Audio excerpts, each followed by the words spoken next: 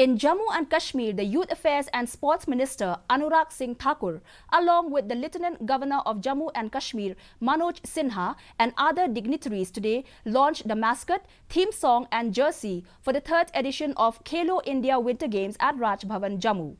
During the launch ceremony, Anurag Singh Thakur said, Khelo India Winter Games is a part of Khelo India Abhiyan, a thought of Prime Minister Narendra Modi to encourage youth towards games and make India an emerging soft sports power on the global stage.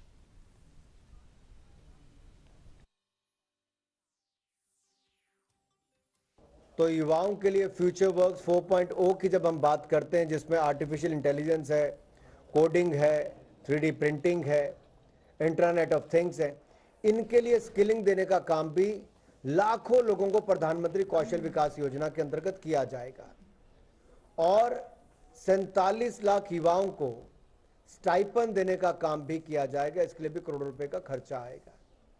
फिर 30 skill India international centre देश के अलग अलग कोनों में खोले जाएंगे ताकि प्रशिक्षण भारत के युवाओं को दिया जा सके।